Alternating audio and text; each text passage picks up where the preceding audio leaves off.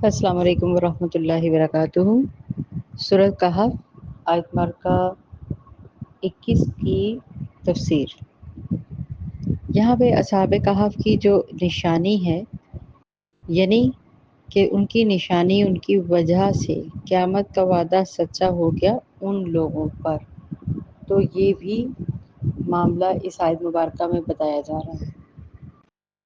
وَكَذَلِكَ، اور اسی طرح، آفرنا، اچانک ہم نے کھول دیا، علیہم، ان پر، لیعلموا، کہ وہ جان جائیں۔ لیکن ہم جانتے ہیں کہ صحابہ کہف جو تھے وہ لوگ چھپنا چاہتے تھے، اپنی جان چھڑا کے وہاں سے بھاگے تھے کہ ہم دین کو بکھرتا ہوا بگڑتا ہوا نہیں دیکھیں گے، بلکہ چھپ کر تھوڑی دیر کے لیے، اس کے بعد دین کی فلاح و بہبود کے لیے، اس کی اشاعت کے لیے ہم دوبارہ اس غار سے نکلیں گے۔ وقتی طور پہ وہ وہاں پہ چھپنا چاہتے تھے، لیکن اللہ کی حکمت کہ اللہ تعالیٰ نے آفرنا، کہ اتنا عرصہ گزرنے کے بعد اچانک، کسی نے سوچا بھی نہیں تھا، کسی کا دھیان بھی نہیں گیا، اللہ کی یہ حکمت، سبحان اللہ، جب چاہے جس طرح چاہے، لیعلمون، تاکہ وہ جان لیں۔ کون جان لیں؟ یہاں پہ ذکر ہے بستی والوں کا، کہ بستی والے جان لیں جو جھگڑے کر رہے تھے۔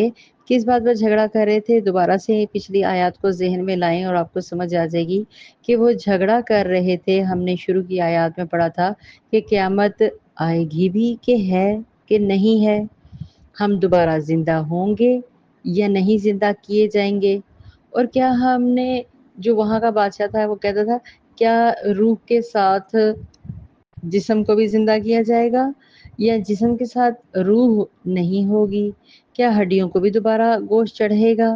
مطلب اس طرح کے مزاح، اور اتنے مزاح کے حد تک جھگڑ جانا، یعنی قیامت ہے بھی کہ نہیں، ہم دوبارہ زندہ کیے جائیں گے کہ نہیں، پھر قیامت میں جسم کے ساتھ اٹھا جائے گا، اور پھر جسم کے ساتھ پتہ نہیں روح ہوگی نہیں۔ تو وہ جو جن باتوں پہ جھگڑا کیا کرتے تھے نا، اللہ تعالیٰ یہاں پہ ان کے لیے، اللہ تعالیٰ نے ان کو واضح کر دیا۔ وہ کیا واضح کر دیا؟ لیعلمون، کہ وہ جان لیں۔ کیا جان لیں؟ ان وعد اللہ حق، بے شک کہ اللہ کا وعدہ حق ہے، سچ ہے، یعنی قیامت کا وعدہ سچ ہے، حشر کا وعدہ سچا ہے۔ وَأَنَّ السَّاعَةَ، اور بلا شبہ، بے شک، ساتھ قیامت، لا ریب فیہا، اس میں کوئی شک نہیں ہے، اذ یتنازعون بینہم، اور اس معاملے میں وہ آپس میں کیا کر رہے تھے؟ جھگڑ رہے تھے۔ اور اللہ تعالیٰ کی حکمت دیکھیں، اللہ تعالیٰ نے عین اسی وقت ان کو کیا کیا؟ آفرنا، کہ ان کا دھیان تک بھی نہیں تھا، لوگ بھول چکے ہوئے تھے 300 سال بعد، تو اچانک یہ واقعہ جو ہے وہ رونما ہوا۔ عین اسی وقت اللہ نے ان کو اٹھایا، اس وقت ان کا اٹھنا لوگوں کی ہدایت کا رستہ بھی بن گیا۔ اللہ اکبر کبیرہ۔ اللہ کی تدبیر کس طرح کام کرتی ہے، ہم کہتے ہیں کہ یہ معاملہ، یہ دعا، یہ چیز کب قبول ہوگی؟ لہذا اذ یتنازعون بینہم، جب وہ تنازع کر رہے تھے، جھگڑ رہے تھے، بینہم، آپس میں، امرہم، کہ یہ والا کام کر لیں۔ کون سا کام کیا جائے؟ اب یہ کون سا کام تھا؟ یہاں پہ بھی اس بات پر بھی جھگڑا ہو رہا ہے۔ کس بات پہ جھگڑا ہو رہا ہے؟ یہ بات آدھی اینڈ میں پتہ چلے گی۔ ابن عباس رضی اللہ تعالیٰ عنہ کہتے ہیں کہ یہ تنازع آیت کا جو اگلا حصہ ہے نا، یعنی عمارت بنانے کے حوالے سے، کیونکہ اس میں چونکہ تھوڑا سا گیپ آ گیا تھا، جب یہ کھانا لینے گئے بستی میں، تو لوگوں نے کہا کہ تم کون سی کرنسی لے آئے؟ جب انہوں نے کھانے کے لیے پیسے دیے تو انہوں نے کہا یہ کون سی کرنسی لے آئے ہو، یہ کہاں سے لائے ہو، یہ تو سکاب نہیں چلتا۔ اور اس سے پھر جب ان لوگوں نے نام پوچھا، دکانداروں نے، کہ تم کہاں سے یہ سکہ لے کر آئے ہو، یہ تو دیکھا تک نہیں ہے، اور تمہارا نام کیا ہے؟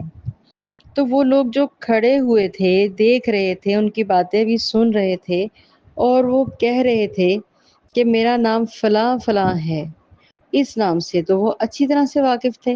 تو ان کو پتہ چل گیا کہ یہ تو وہ لوگ ہیں جو آج سے کتنے 100 سال پہلے کھو گئے تھے یا چلے گئے تھے، اس بستی سے نکل گئے تھے۔ تو انہوں نے کہا یہ لوگ کہاں سے نکل آئے ہیں؟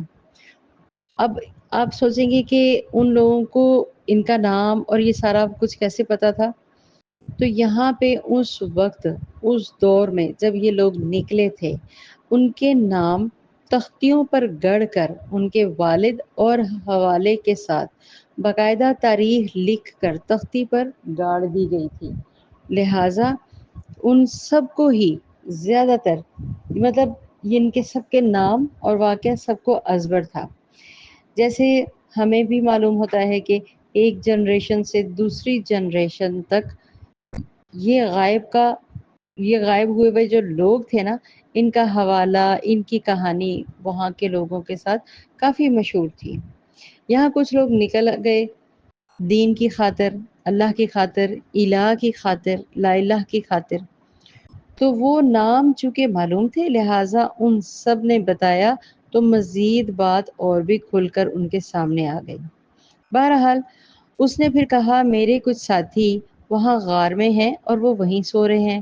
جب وہ واپس آئے اور غار میں لیٹ گئے تو پھر اس کے بعد وہ نہیں جیے، مزید ان کی زندگی نہیں رہی۔ پھر وہ سچ مچ اللہ تعالیٰ نے ان کو دوبارہ لوٹا دیا، یعنی کہ ان کو سلا دیا، ہمیشہ وہ فوت ہو گئے۔ اب جب وہ فوت ہو گئے تو لوگ پھر آپس میں جھگڑنے لگے، اب ان میں کہ ہم نے ان کی قبر کیسی ہونی چاہیے، اس کے اوپر کیا بننا چاہیے۔ فقالو تو انہوں نے کہا، یہ والی اگلی آیت کا حصہ، فقالوا ابنوا علیہم بنیانا، تو ان کے اوپر بناؤ ایک عمارت، ان کے اوپر بناؤ ایک عمارت۔ ربہم اعلم بہم، جبکہ صرف اللہ ہی بہترین خوب ہر طریقے سے جانتا تھا کہ یہ کیا معاملہ تھا۔ ان کا رب ان کے حوالے سے ہم سب سے زیادہ بہتر جانتا ہے کہ ان کی حقیقت کیا ہے۔ قال الذین غلبوا علی امرہم لنتخذن علیہم مسجدا۔ اب دیکھیں انہوں نے کیا کیا، ان کی بات جو اس وقت کے جو جو اس وقت کے حاکم تھے، حکمران تھے، جو روب والے لوگ ہوتے ہیں، جو حاکمیت جھاڑتے ہیں، روب جھاڑتے ہیں، اس وقت جو حکمرانی کر رہے تھے، انہوں نے کیا کہا کہ نہیں، یہاں پہ ہم کیا کریں گے، ہم یہاں پہ تو ایک مسجد بنائیں گے۔ تو یہ جو بات میں نے پہلے کہی تھی کہ ابن عباس رضی اللہ تعالیٰ عنہ نے کہا کہ یہ تنازع مسجد بنانے کے متعلق تھا، کہ کون سے لوگ، وہی والے لوگ جو غالب آ رہے تھے، جو حکمران تھے، جو بڑے بنے ہوئے تھے۔ اب یہاں پہ سوال ہوتا ہے کہ لِيَعْلَمُونَ أَنَّ وَعْدَ اللَّهِ حَقٌّ وَأَنَّ السَّاعَةَ لَا رَيْبَ فِيهَا، تاکہ لوگ جان لیں۔ یہاں پہ اللہ تعالیٰ نے خود ان کو ظاہر کیا، اللہ تعالیٰ نے کہا کہ ان کا وعدہ سچا ہے، بے شک قیامت میں کوئی شک نہیں۔ اصحاب کہف میں اللہ تعالیٰ کی نشانیوں میں سے ایک بات کی نشانی یہ ہے کہ اللہ تعالیٰ کیا قیامت کا وعدہ سچا ہونا۔ اس آیت مبارکہ کے حوالے سے ذہن میں رکھیں کہ اس میں کوئی شک نہیں، جس معاملے میں وہ لوگ جھگڑ رہے تھے نا اس وقت میں، تو اندازہ کریں جب اصحاب کہف دوبارہ سے زندہ کیا گیا ان کو اور پھر بستی کی طرف بھیجا گیا ان کو، یہ واقعہ اللہ کی طرف سے بہت بہت بڑی نشانی ہے قیامت تک کے لوگوں کے لیے۔ حضرت محمد صلی اللہ علیہ وآلہ وسلم کے ذریعے، امت مسلمہ کے ذریعے پوری دنیا کو یہ خبر ہوئی کہ ہاں، اور انگریز لوگ بھی، یہودی بھی اس واقعے سے واقف ہیں۔ یہ آپ کو ذکر پرانی کتابوں میں بھی ملے گا۔ لیکن بات یہاں پہ میں یہ کر رہی تھی کہ اصحاب کہف کو کیا آپ کو اس آیت سے، اس بات سے، یا اس پورے سورہ سے کیا ہمیں فوراً ذہن میں آتا ہے کہ وہ لوگ تھے جو اللہ کی خاطر جان پر کھیل کر تو وہاں سے نکلے، تو اللہ تعالیٰ نے ان کو اپنی حفاظت میں لے لیا، ایسی حفاظت کہ وہ خود سبحان اللہ 300 سال تک نہ ان کے جسم، نہ ان کے بال، نہ ان کی داڑیاں، نہ ان کے کپڑے، کچھ بھی ایک ذرہ برابر بھی ان کو نقصان نہیں ہوا۔ اسی طریقے سے اس بات سے ایک اور بات یاد آئی، سورۃ البقرہ جو ہے اس کا حوالہ آپ کو تفسیر سے بھی مل جائے گا۔ سورۃ البقرہ کی آیت مبارکہ 259 اور 260، یہ دونوں واقعات آپ اس سے بھی اچھی طرح سے واقف ہوں گے کہ ایک شخص کی یہاں پہ آیت آپ خود پڑھیے گا، میں خالی اس کا ترجمہ پڑھ رہی ہوں۔ اس شخص کی مانند جس کا گزر ایک بستی سے ہوا جو اپنی چھتوں کے اوپر اوندھی پڑی تھی، اس نے کہا اس کی موت کے بعد اللہ تعالیٰ اس کو کیسے زندہ کرے گا؟ تو اللہ تعالیٰ نے اس کو 100 سال تک موت دے دی۔ پھر اس کو زندہ کیا گیا اور پوچھا گیا تم کتنی دیر رہے؟ اس نے کہا ایک دن یا کچھ حصہ۔ اللہ تعالیٰ نے فرمایا بلکہ تم 100 سال تک سوئے رہے۔ اپنے کھانے پینے کی چیزوں کو دیکھو، وہ بالکل بھی خراب نہیں ہوئی، اور اپنے گدھے کو بھی دیکھو حتیٰ کہ وہ تمہیں لوگوں کی طرح کی نشانیاں بنائیں۔ یعنی گدھے کی ہڈیوں کی طرف دیکھو کیسے ہم ان کو اٹھا کر جوڑتے ہیں، پھر ان کو گوشت پہناتے ہیں۔ پھر جب اس پر خوب واضح ہو گیا تو اس نے کہا میں جانتا ہوں کہ اللہ تعالیٰ ہر چیز پر واقعتاً پوری قدرت رکھنے والا ہے۔ یہ سورۃ بقرہ کی آیت مبارکہ 259 ہے اور 260 سیم اسی طرح سے بستیوں کے ہی واقعہ ہیں، اور اسی طرح سے اللہ تعالیٰ کی کیا کہتے ہیں نشانیاں، ان کو کہا جاتا ہے نشانیاں، آیاتی بینات، واضح کھلی نشانیاں کا ذکر ہے۔ کہنے کا مطلب ہے کہ اللہ تعالیٰ نے قیام اور قیامت میں اس کے بعد الموت کا جو واقعہ ہے کہ مجسم صورت میں اللہ تعالیٰ نے دنیا میں ہی لوگوں کو دکھایا۔ اللہ تعالیٰ نے صدیوں تک اصحاب کہف کو خود کو ان کے ساتھ سب کے ساتھ محفوظ رکھا، ان کی زندگیوں کو لوگوں کے لیے کیا کیا؟ باعث عبرت رکھا۔ اور سب سے بڑی بات جو پہلا معاملہ کہ جو اللہ تعالیٰ کے لیے، اللہ کی رضا کے لیے اللہ سے ڈرتے ہوئے عاجزی سے طلب مانگتا ہوا نکلتا ہے تو اللہ تعالیٰ اس کو خود اپنی آغوش میں اپنے حفاظت میں لے لیتے ہیں۔ آج ہم کہتے ہیں آیت الکرسی تو پڑھی ہے پھر بھی ڈر لگتا ہے۔ اللہ تعالیٰ آسانی فرمائے، اللہ تعالیٰ معاف فرمائے۔ تو دنیا سے جانے والے کوئی لوٹ کر کبھی نہیں آتے، یہ یاد رکھیں۔ دنیا سے جانے والے کبھی لوٹ کر واپس نہیں آتے۔ یہاں سے ہمارا یہ کانسیپٹ بھی ہمیشہ یاد رکھنا چاہیے کہ یہ معجزاتی طور پر جسے اللہ چاہے، اب یہ نہیں کہ ہم رو کر بلک کر یہاں نعوذ باللہ مرنے والے کے ساتھ ساتھ ہم کیا الفاظ بول رہے ہوتے ہیں کہ اس کو دوبارہ سے اللہ زندگی دے دے، اس کو کیوں مار دیا، یہ تو میرا بڑا لاڈلا تھا، انا للہ و انا الیہ راجعون۔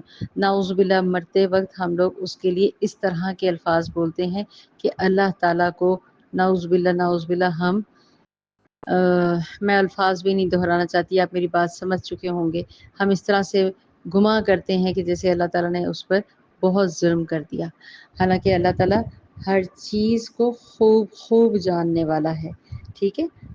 تو لہٰذا یہاں پہ بھی یہی بات کی جا رہی ہے، اذ یتنازعون بینہم امرہم، وہ آپس میں جو جھگڑ رہے تھے، اللہ تعالیٰ تو ہر چیز کو بہتر جاننے والے ہیں نا، وہ تو بے شک ربہم عالم بہم، ان کا جھگڑا جو مرضی ہوتا رہے، جو مرضی وہ آپس میں کہتے رہیں، لیکن دیکھیں اصل حق، اصل بات کیا تھی۔ جبکہ اس کے برعکس قال الذین غلبوا علی امرہم، جو ہمیشہ ہی کرتے ہیں روب والے، کیا کہتے ہیں اس کو، حکمران نما کہہ لیں، جن کے پاس دبدبہ ہے، روب ہے، جو اپنا دھونس جمانے والے ہوتے ہیں، وہ کیا کہنے لگے، لنتخذن علیہم مسجدا، انہوں نے کہا کہ ہم ان پر مسجد ضرور بنائیں گے، استغفر اللہ۔ جبکہ آپ صلی اللہ علیہ وآلہ وسلم کی یہ حدیث میں یہاں پہ ضرور بیان کرنا چاہوں گی۔ سیدنا عائشہ رضی اللہ تعالیٰ عنہا سے روایت ہے کہ نبی کرم صلی اللہ علیہ وسلم نے اپنے مرض وفات پر یہود و نصارہ پر اللہ کی لعنت ہو کہا۔ انہوں نے اپنے کیوں کہا؟ انہوں نے اپنے انبیاء کی قبروں کو مساجد بنا لیا تھا۔ سیدنا عائشہ رضی اللہ تعالیٰ عنہا نے کہا کہ اگر ایسا ڈر نہ ہوتا تو آپ صلی اللہ علیہ وآلہ وسلم کی قبر کھلی رہتی جو حجرہ اسود میں نہ ہوتی، کیونکہ مجھے اس کا ڈر ہے کہ کہیں آپ صلی اللہ علیہ وآلہ وسلم کی قبر بھی مسجد نہ بنا لی جائے۔ یہ بخاری کی روایت ہے 1330، اس کو آپ خود بھی پڑھا کریں۔ یعنی اصحاب کہف کے بارے میں اطلاع پا کر لوگوں کی حالت یہ ہو گئی کہ وہ یہاں تک کہنے لگے کہ یہاں پر ہم مسجد بنا دیتے ہیں، عمارت بنا دیتے ہیں، مسجد بنا دیتے ہیں تاکہ ہم عبادت بھی کریں اور پھر ان لوگوں کی یاد بھی تازہ رہے گی آخر تک۔ اصحاب کہف کے نام شاہی خزانے کی جو تختی پر جو محفوظ تھے، میں نے پہلے بھی ذکر کیا، اس کی وجہ سے ان کی مشہوری ہو گئی تھی۔ اور ایک جو اس وقت کے دور کا آپ جانتے ہی ہیں، بت پرستی تو وہاں پہ ویسے بھی عام تھی، تو یہاں پہ اپنے اپنے عقیدے کے لوگ جو تھے وہاں پہ عقیدت کے ساتھ ان کی قبروں پر آتے، زیارتیں کرتے اور جو جو کچھ ہوتا تھا وہ سب کچھ کرتے تھے۔ ایک روم کا حکمران تھا، اس کا نام تھا انتھیوڈس، اس سے ملنے اور برکت لینے کے لیے چل کر آیا اور اسی نے ان کی یادگار تعمیر کروا دی۔ اب یہاں پہ غلبہ حاصل کرنے والے کون سے؟ وہی اہل کفر والے لوگ، شرک کرنے والے لوگ۔ تو اب بات آ جاتی ہے اینڈ میں کہ اس آیت مبارکہ سے ہمیں کیا فائدہ ملا اور کیا ہمارے سامنے اس کی حقیقت یا کہنے کی بات سمجھ آئی۔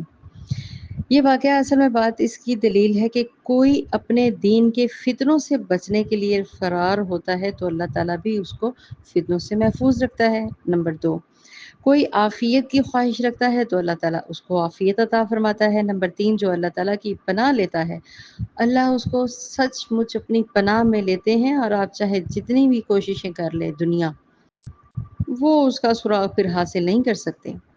اور پھر جب اللہ تعالیٰ ان کو عزت سے نوازتا ہے تو دیکھیں کیا انجام ہوا کہ آخر الزمان حضرت محمد صلی اللہ علیہ وآلہ وسلم تک، اینڈ تک، اس دور تک، ہم آگے سے امت مسلمہ بھی آج ہر دفعہ قرآن پاک میں کسی بھی نہ کسی حوالے سے اصحاب کہف کا ذکر کرتی ہے کہ وہ دین کے لیے اٹھے تھے، وہ اللہ کے لیے اٹھے تھے، وحدانیت کے لیے اٹھے تھے۔ سبحان اللہ۔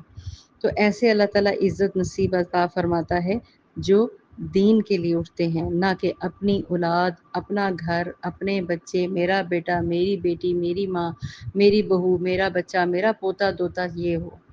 ہم نے کبھی اپنے کے علاوہ دین کے حوالے سے، اس کے لیے علماء ہیں، اس کے لیے دوسرے لوگ موجود ہیں، کون اٹھے گا ہمارے بعد؟